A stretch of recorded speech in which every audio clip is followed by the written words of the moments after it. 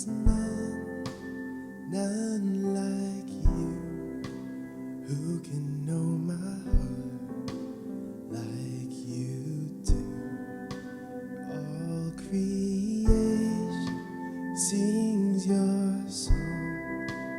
I will join with them, declaring your glory.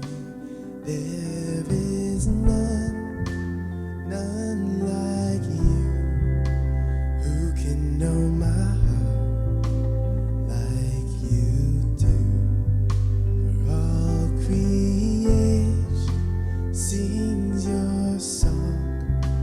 I will join with them, declaring your glory.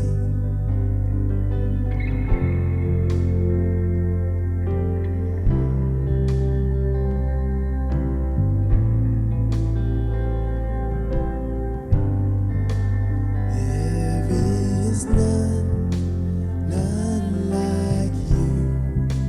Who can know my heart like you do? For all creation sings your song. I will join with them, declaring your glory. There is none like you. Who can know my heart like you do? All creation sings your song. I will join with them, declaring your glory. We can run straight into your arms, unafraid. 'Cause every time we need you, we're meant by love. We can lift our hands to heaven, full of faith. 'Cause every time we worship, we see your face. We can run straight into your arms, unafraid. 'Cause every time we need you, we're meant by love. We can lift our hands to heaven, full of faith. 'Cause every time we worship, we see your face.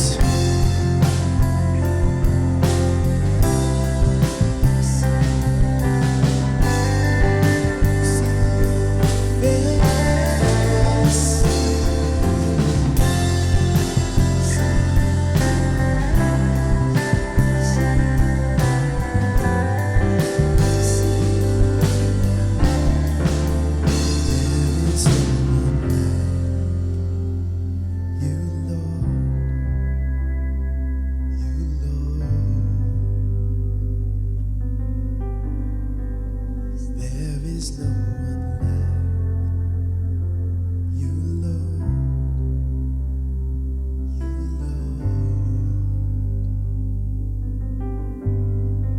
'Cause there is no one like you, Lord. You, Lord. 'Cause there is no one like you, Lord.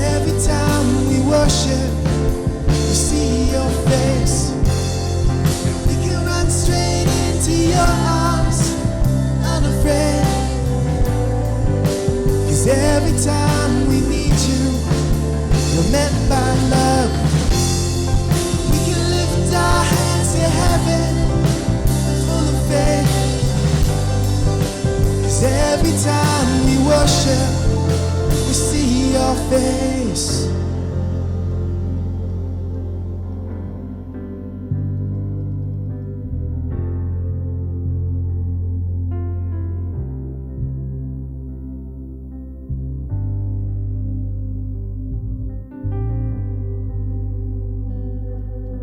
Welcome everyone to our last worship this weekend. I am so sad that this weekend has to come to an end, but what a special time we've had together so far. I'm so happy that you're all with us, worshiping with us here together from wherever you are. I am super excited for what they have planned for us tonight, and I'm glad you're with us. Happy Sabbath and welcome to worship.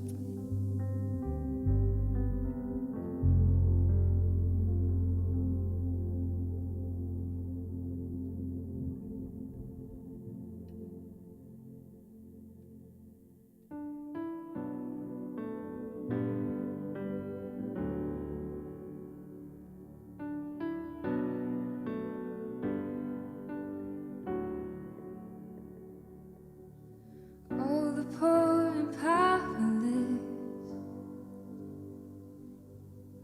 and all the lost and lonely, all the thieves who come confess, will know that you are holy, will know that you are holy. And all will sing out hallelujah. We will cry out hallelujah.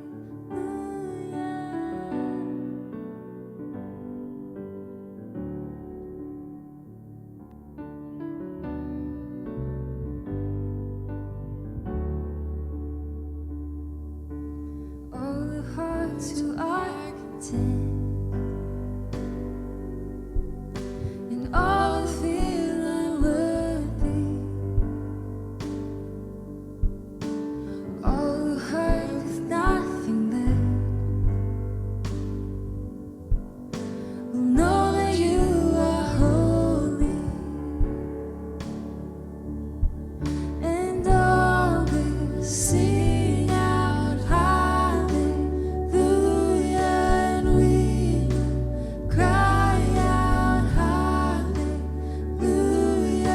and all will sing out hallelujah, and we will cry out hallelujah.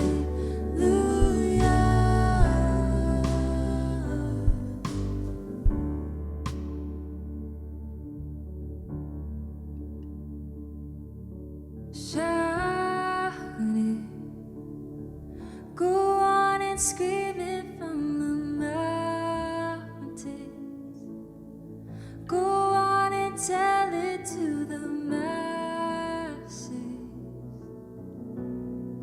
that He is God.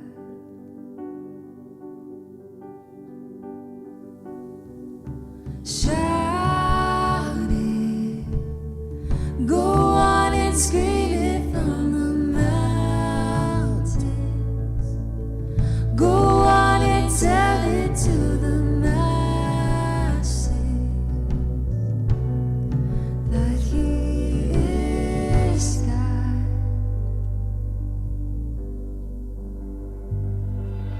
Shout it, go on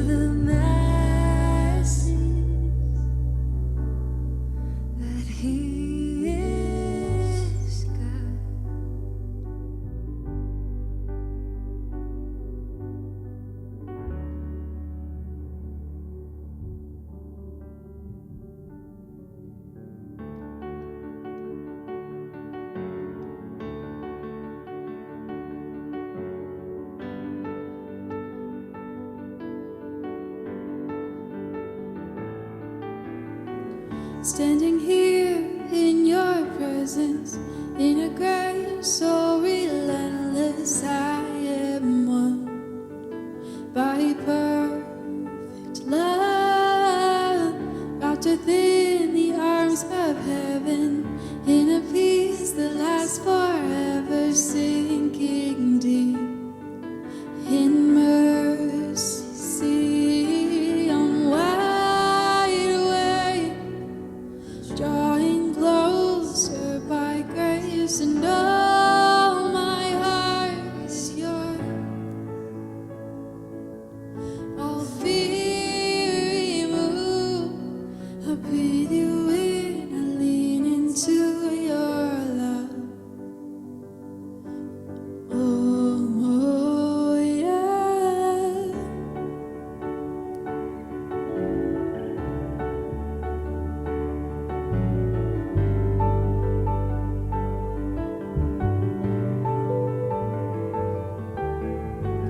When I'm lost, you pursue me. Lift my head to see your glory, Lord of all. So beautiful. Here in you I find shelter, captivated by the splendor of your face. My secret place, I'm wide awake, drawing closer by grace, and oh, my heart is yours.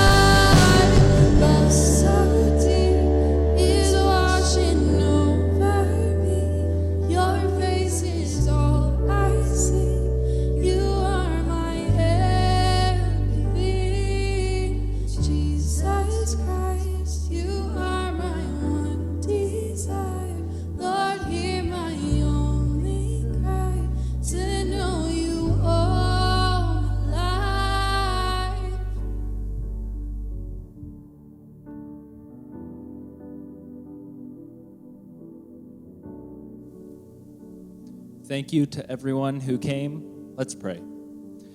Dear Lord, thank you for this amazing day. Thank you that even though we're separate, we're still able to come together to worship you. You bring us together and make us a wonderful college community no matter where we are.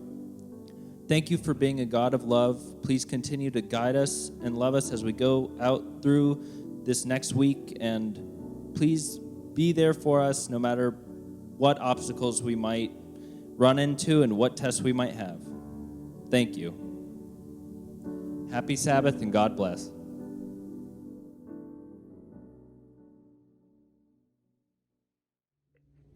Hi everyone, I'm Alexandra Tyler, and I'm going to be introducing one of our speakers for today. I had the privilege of working with him for 2 summers at Big Lake Youth Camp. He also works for the Oregon Conference and does a lot of young adult ministries through them. He loves to fly fish, and he has a podcast called Rise and Lead, which has reached countries all over the world. And he also has a beautiful family with 2 wonderful children. And I'd like to give a warm welcome to our next speaker, Pastor Benjamin Lundquist. Walla Walla University, I want to thank you so much for the opportunity to share a message with you for the ASWWU Weekend of Worship. And I know that God has already been doing powerful things through this weekend, and He has given me a message that I want to share with you. And before we dive in, I resonate so much with that theme of love above all, that the love of God is supreme as seen in the life, death, and resurrection of Jesus. And that love is fully alive today, fully working today, fully moving today, and fully calling you into deeper relationship and greater impact today. And so I love the theme, and I want to talk with you today about what does it look like to live out that incredible love of God every day.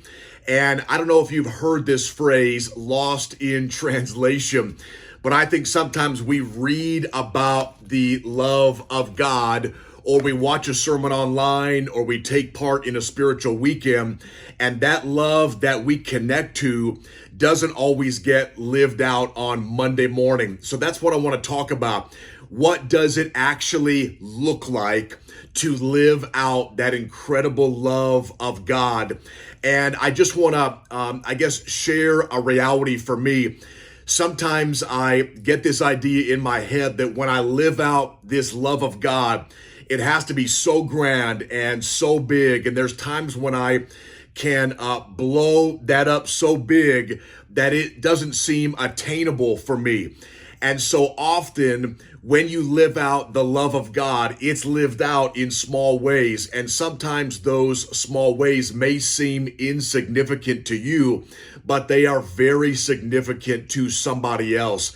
And so as we think about living out that incredible love of God, don't think that it only has to be these huge initiatives or efforts. It can be a single conversation.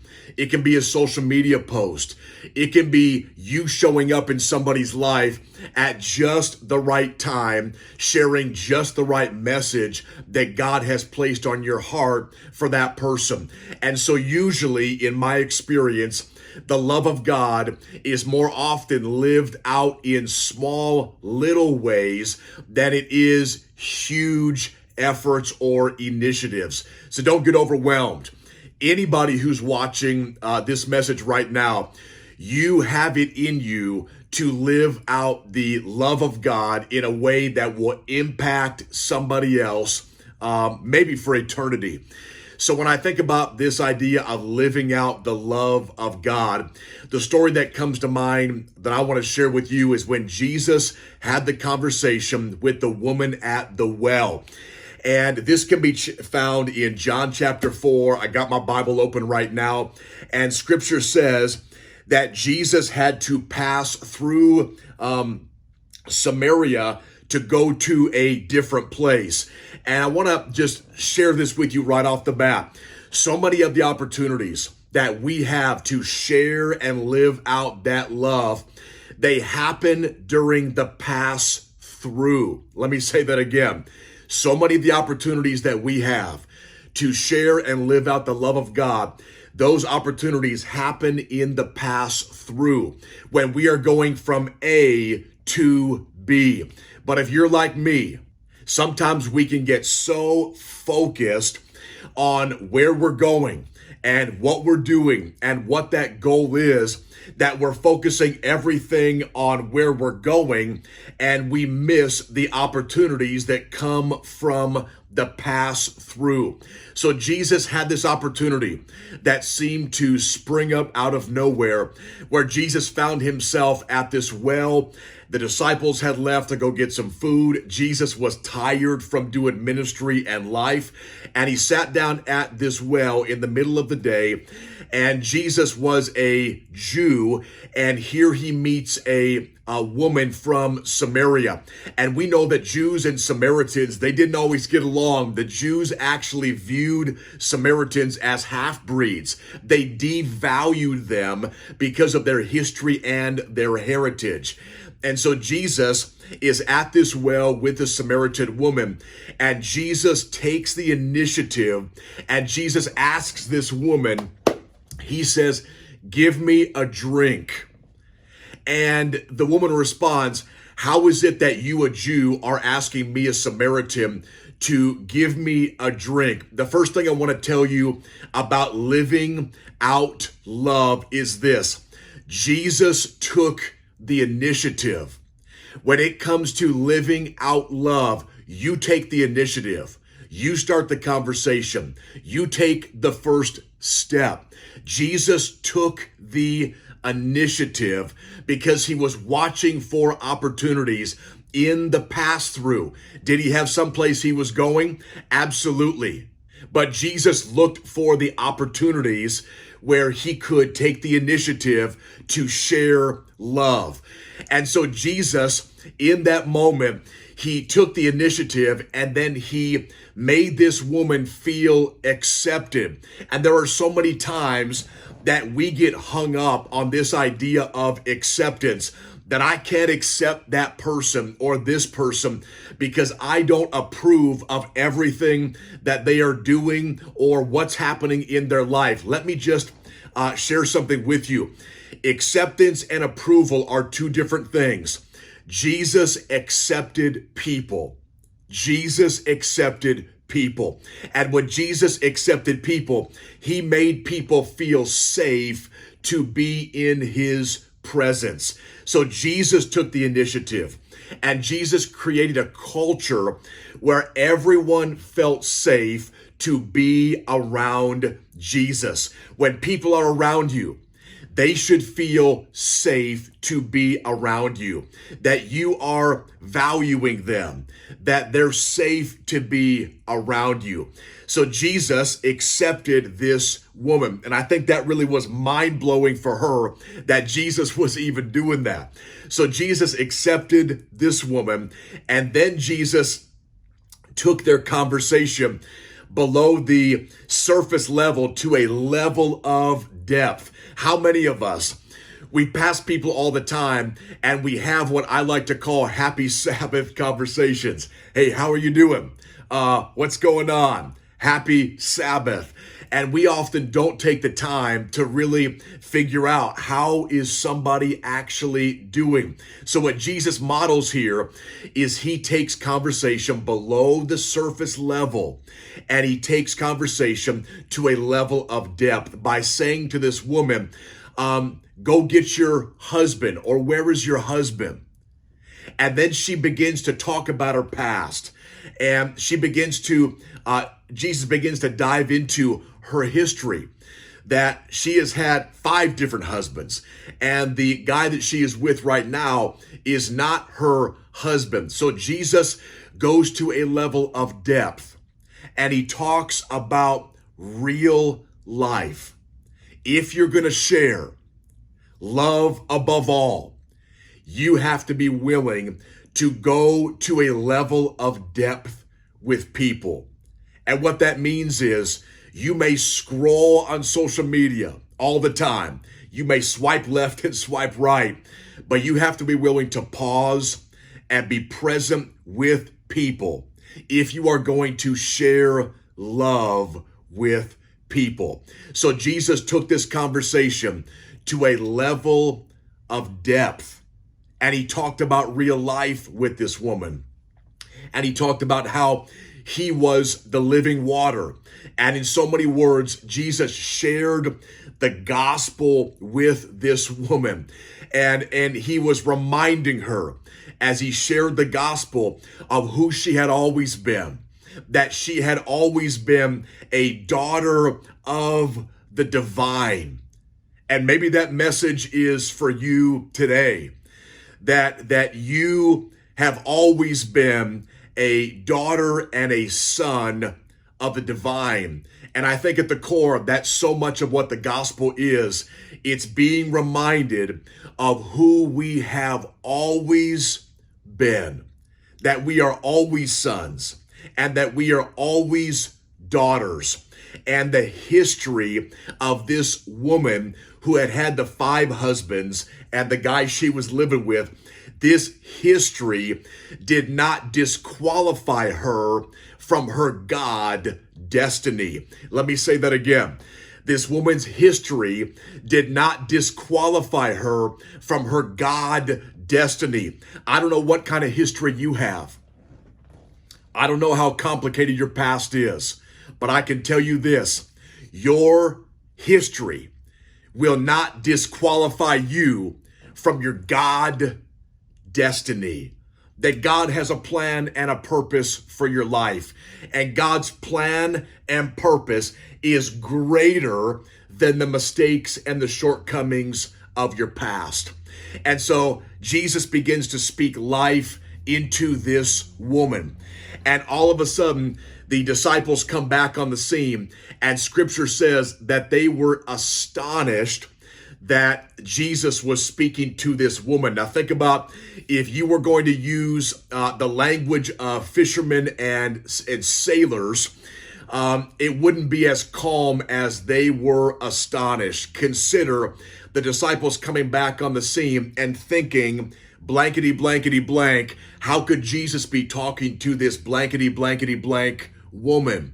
Because they didn't value her in the way that Jesus valued her. So Jesus not only took the conversation to a level of depth, but Jesus valued this woman. He saw the value in her, and it wasn't value that was earned, and it wasn't value that could be lost, but it was value that he had given her and put inside of her, and that he was reminding her of that you're valuable right now, and that you are enough right now because you're my daughter, or for anyone watching, you're my son. And so the disciples didn't value her, but Jesus valued her. And when she understood her value, you got to check this out. When she understood her value, when she began to believe in the worth that she had always had and already had, all of a sudden she became this empowered evangelist. And she went back into the town and the community that had shamed her.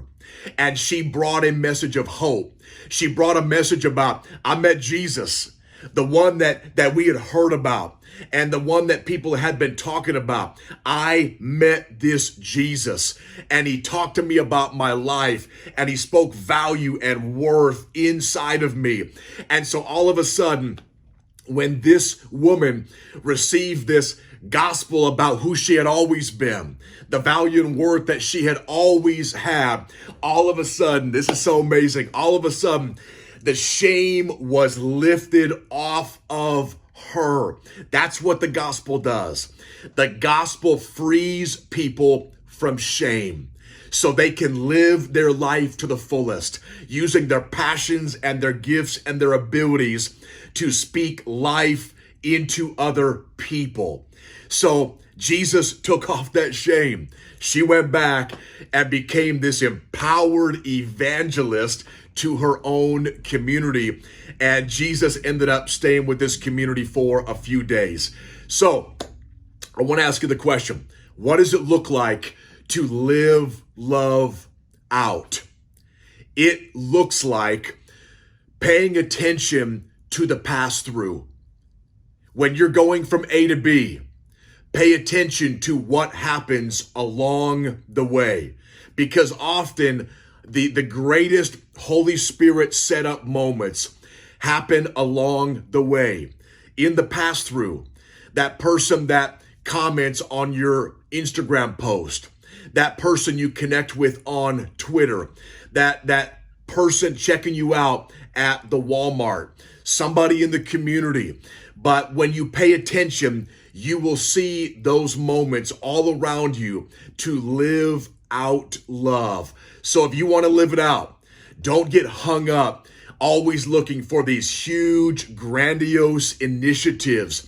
Look for those moments in the pass-through, those little moments in the hallway, on your social media platforms where you can love someone better. So watch for those moments. Secondly, make sure that people feel safe to be around you, that they're accepted to be in your presence. Look people in the eye. Call people by name. Let them know that they are valued, and take the time to make them feel safe to be around you.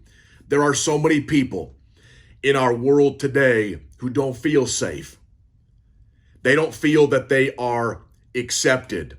They don't have a place where they are being welcome. You be that place. Be that welcoming place where you make people from all backgrounds feel safe and loved. The third thing with living love out, take time to have real conversations with people. Have conversations of depth beyond just a happy Sabbath. The week was great. Everything was fine. When somebody tells me they're fine, I don't really know how they're doing, because to me, FINE stands for the acronym freaked out, insecure, neurotic, and emotional, which means we don't really know how somebody is doing when they say they're fine. How are we going to know? Take time to ask. Take time to have real conversations. That can be by text message, social media, face-to-face with distancing, but take time to have conversations with people of depth.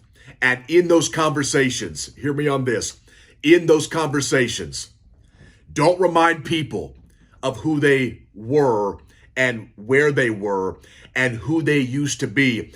Remind people of who they are becoming.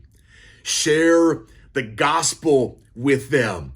Talk to them about how valuable they are, how much worth they have. When you say the right thing at the right time, it can unlock somebody else's potential. Have conversations of depth with people. Take the time to do that. And as you're talking, at the right moment, it doesn't have to be forced, but at the right moment, share some hope and encouragement with people. Remind them of who they are becoming. Remind them of their worth and value. Encourage them, okay? Remind them that they are going to make it through this difficult time. And finally, make sure that as Jesus values you, that you value every person you come in contact with the way you speak to them, with the way you look at them, with the way you engage with them. Jesus saw the value in people. As Jesus sees value in you, see the value in yourself and value other people. So for me, what does it look like for love to be lived out?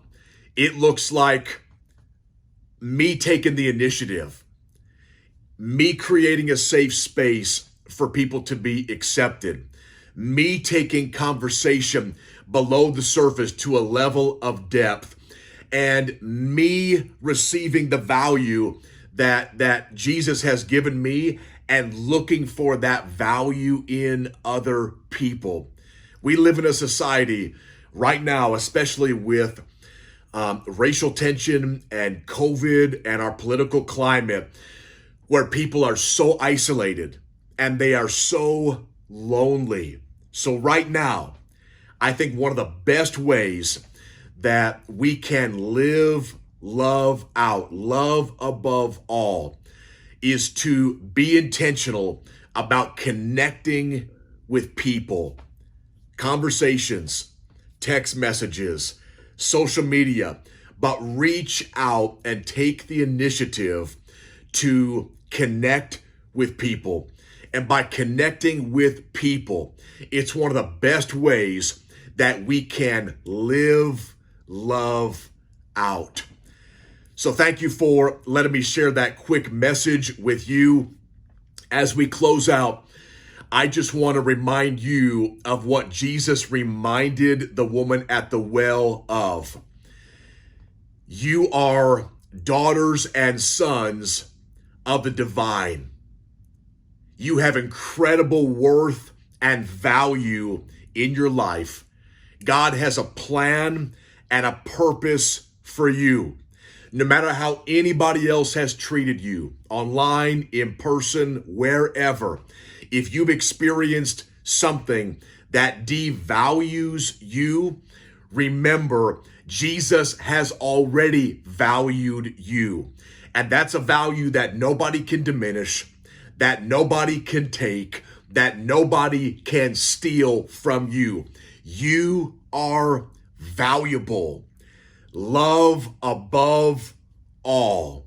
Live it out by connecting with people like Jesus did with the woman at the well, and share love with people. Thank you, Walla Walla University.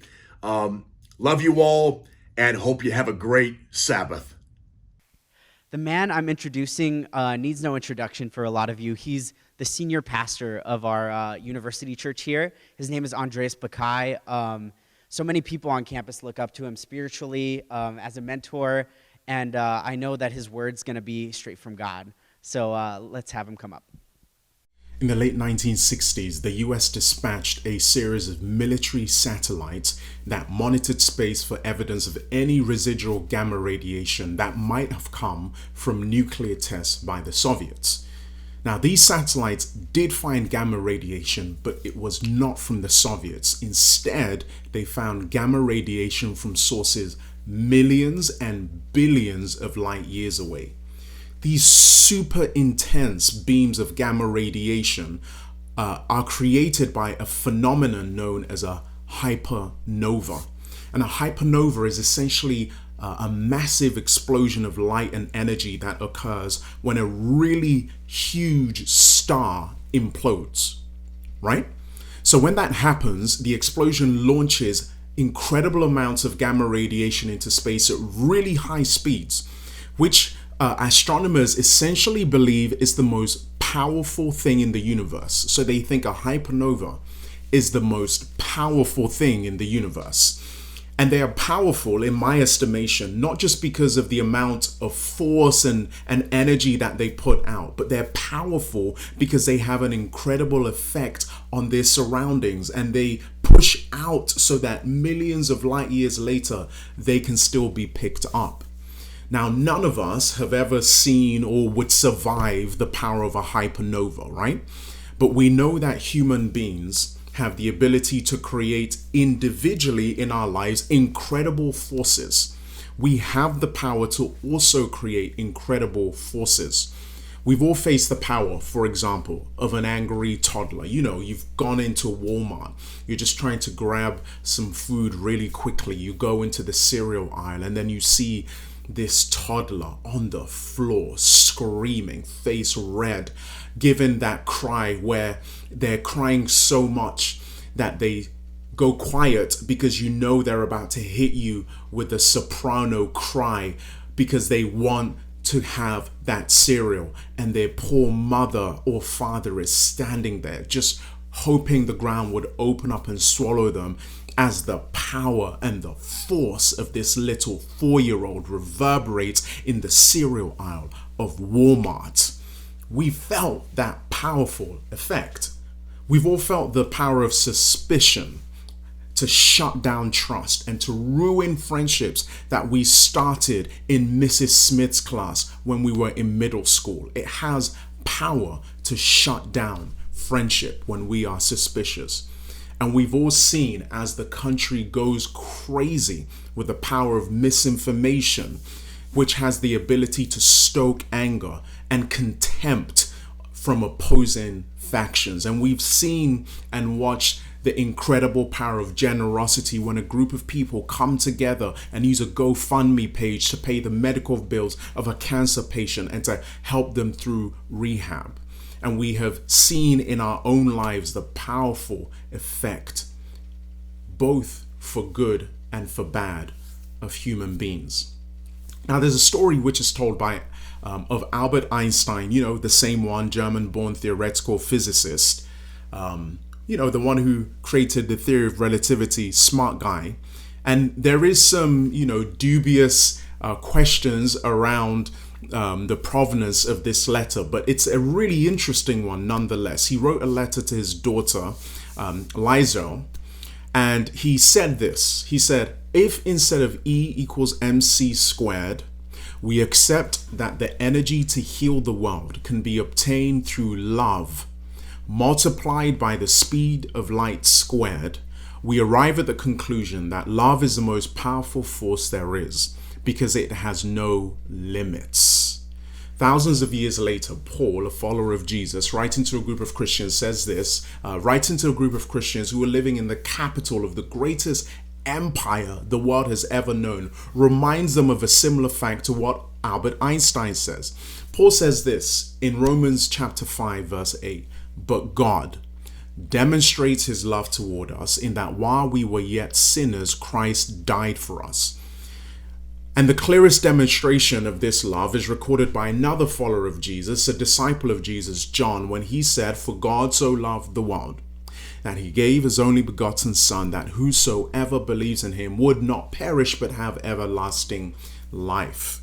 And the consequences of this incredible act of love when Christ goes to the cross and gives his life in an act of self-centered love for people is incredible. It captured the imagination and ignited the hope of people worldwide to the point that today there are 2.4 billion people who claim to be followers of this risen Christ.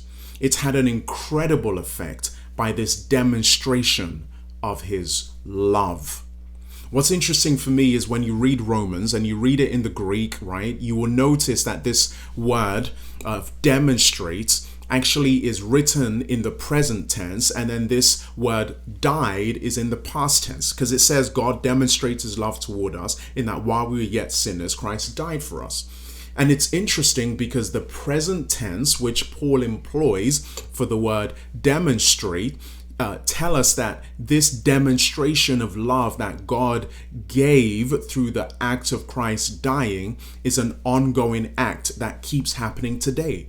And so although in the past Christ died, in the present he continues to use that act of his death as a way to continue to demonstrate his love. It's like a ripple effect, as if when the cross happened in the cosmic fabric of the universe, a stone was dropped, and out of that stone dropping in the fabric of the universe, there's been a ripple that has been ongoing, and the demonstration of God's love continues to affect us today, right? It affects us today. It will keep affecting us tomorrow. It was the bursting of the cosmic banks of love in this singular and unrepeatable act when Christ died.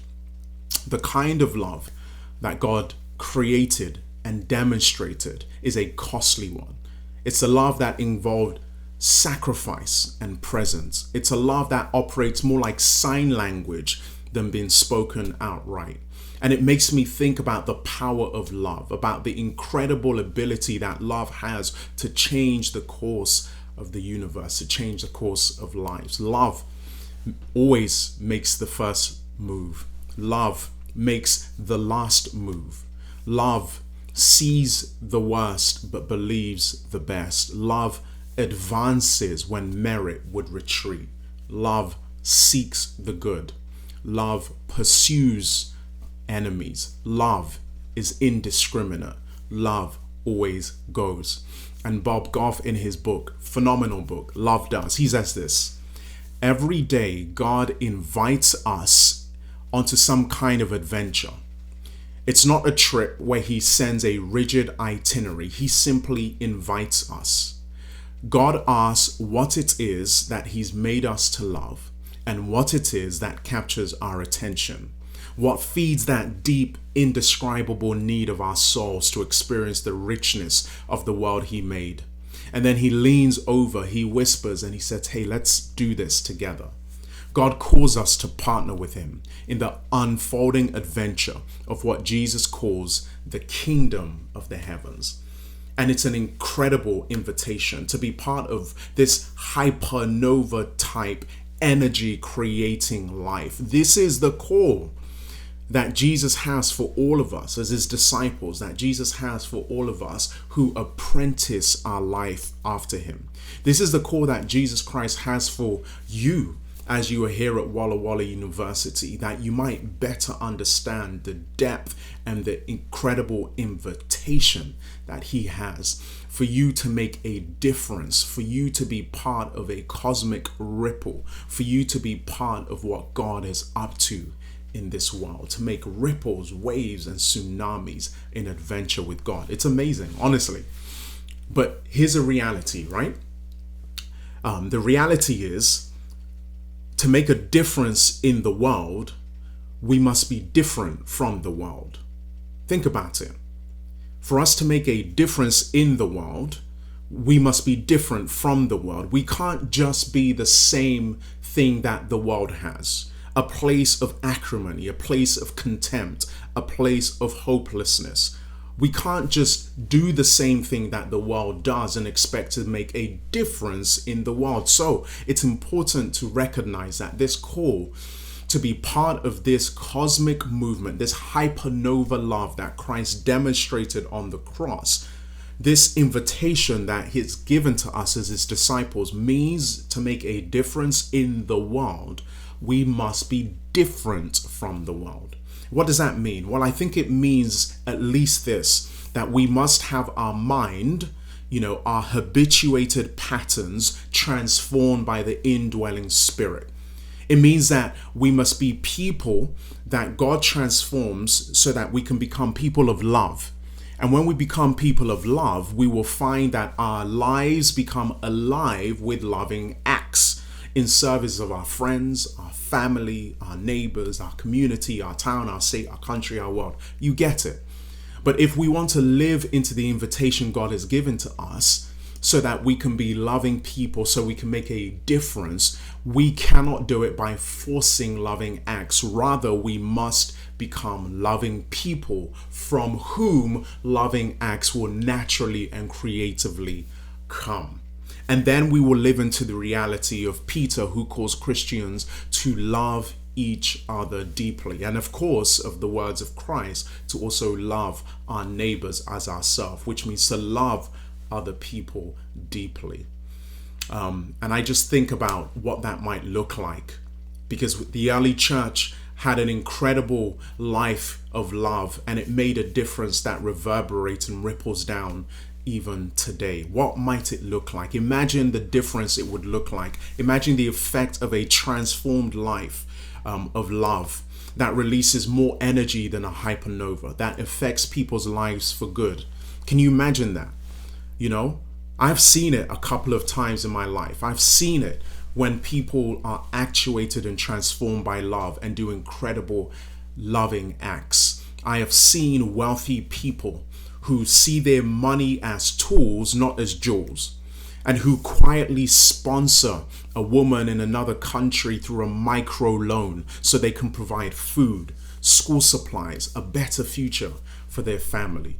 Like, I have felt the hypernova of love when people give up an afternoon once a week to go and visit people in a state penitentiary or in a prison, to visit people who have been thrown on the trash heap of society and pray with them and give them hope and tell them not to give up. Or for example, Brian Stevenson in Just Mercy, who gives up after being a Harvard educated lawyer, being able to make millions of dollars to go to the poor people in the South and to go to death row and to spend his time with them and to give them hope and to argue before the court systems and to have cases overturned and reversed of people who are falsely convicted. The hypernova of love. I've seen it when people moved by a love of God, people forgive parents who have cruelly harmed them and wounded them. I've seen it.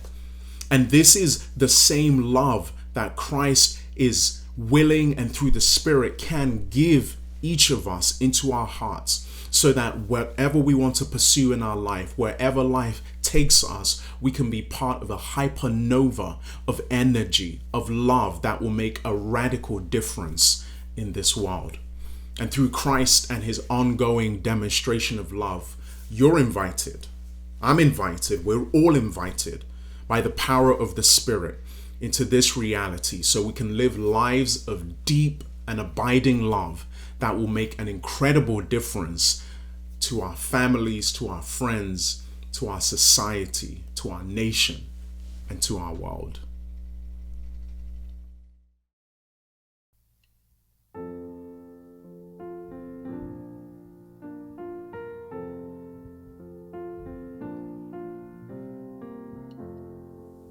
Every day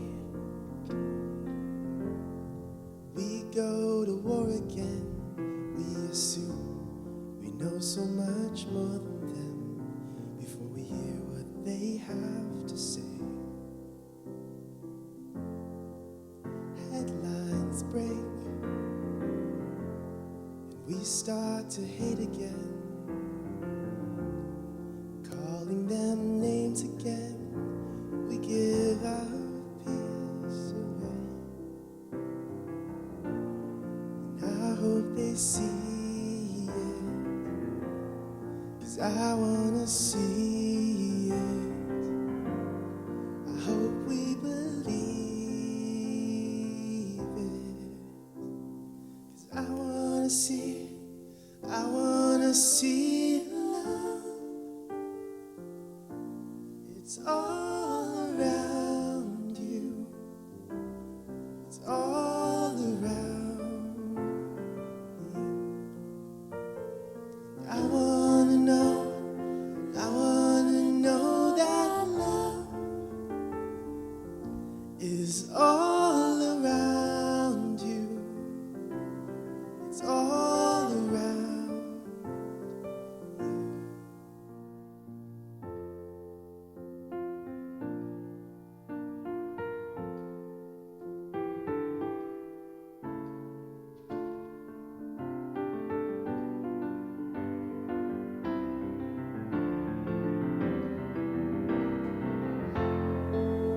Day by day, hope fades away, and then we know there is pain with it. We cannot medicate. Learn to feel, learn to begin again, and open our eyes again to see our brother's pain.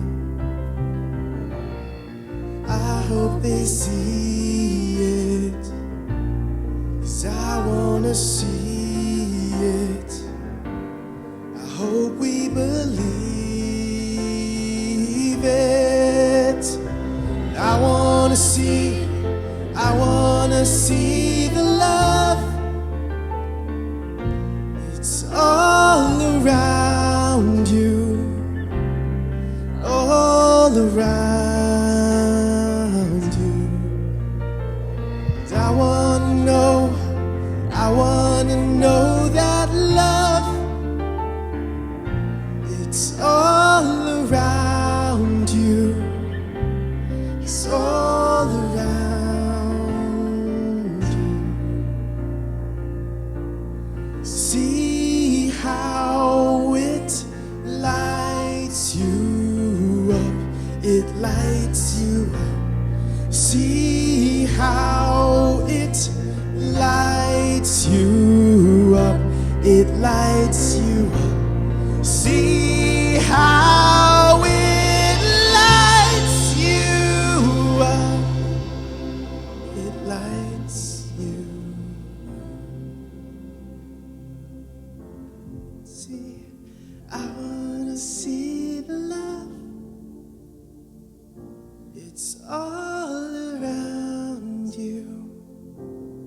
all around you. And I wanna know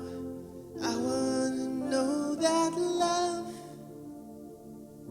is all around you. It's all around you.